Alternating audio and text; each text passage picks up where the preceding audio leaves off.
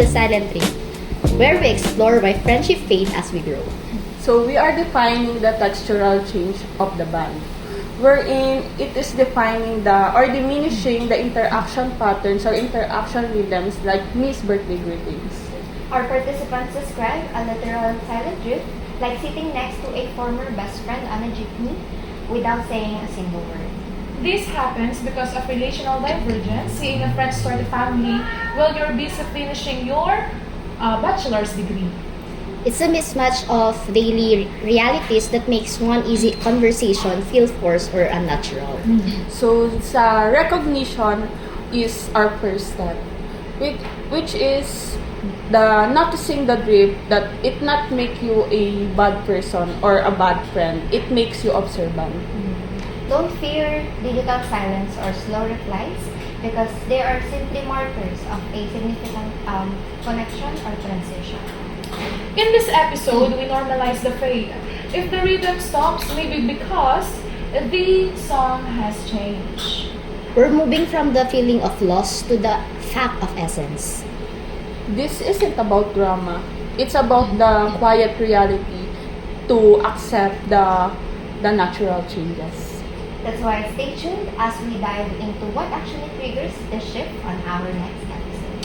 Remember, your growth is not a betrayal of your past connections. Why does the drift happen? Today, we look at the external catalyst that force us apart. So institutional transition, it is like a transferring to different school or graduating that act as a physical broken points of the bonds. And one participant noted that moving from Batangas to Bicol made staying safe almost impossible. It's also about the reprioritization while putting your goals or your CPA goals or your thesis before the usual what is the millennial term? Happy hour hangouts. As emerging adults, their career tracks like accountancy versus education dictates their social capacity. So these structural shifts displayed energy we once gave to the friendship that are now stagnant. It's a natural displacement. So you have so much energy when you're aiming for academic success. The environment outgrows the friendship before we even realize that we've changed personally. We have to accept the physical and professional distance often creates emotional distance. So understanding those catalysts makes us stop blaming ourselves for the natural distance. So we are moving towards our goals, and sometimes that means that we are also moving away from old circles. So next, we talk about the internal armor that we build within ourselves called the boundaries. Okay, again, the boundaries. Today is about internal shift, the move from people pleasing to firm boundary settings. We found that outgrowing a friend forces you to stop being inconvenienced to everyone. Well, it's about conscious selectivity where we learn how to use specific labels like colleagues, classmates, or friends.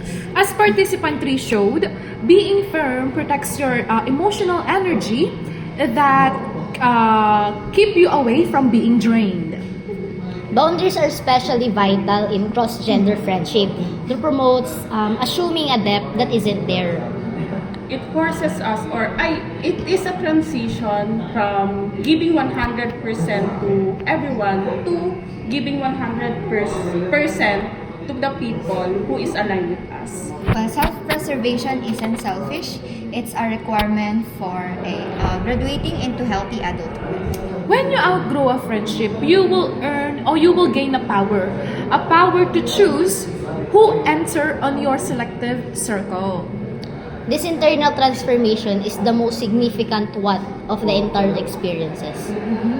You are no longer the person who stayed because you feel you have to. And you are now a person who stays because you feel like the connection is authentic and mutual.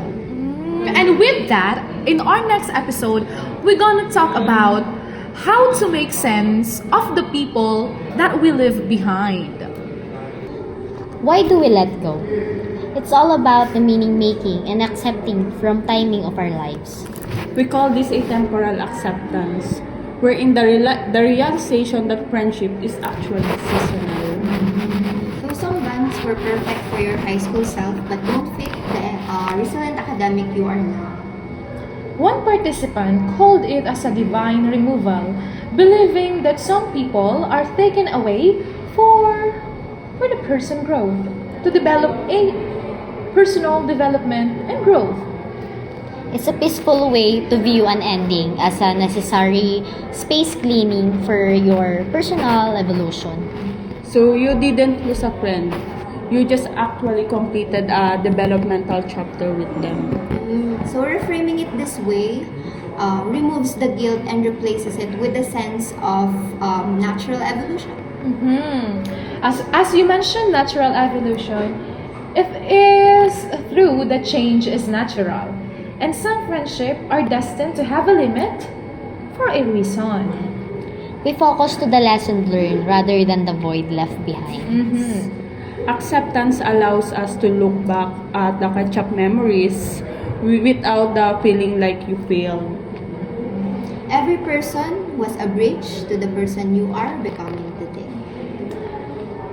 As we go and dig deeper to the phenomenon of outgrown friendship, join us for our finale as we celebrate the new resilient you. We've reached our finale. What does the outgrown friendship experience tell us about ourselves? It tells us we are evolving. We are no longer the same person who settled for less. So becoming a low-maintenance realist means you value quality over the frequency of your contact.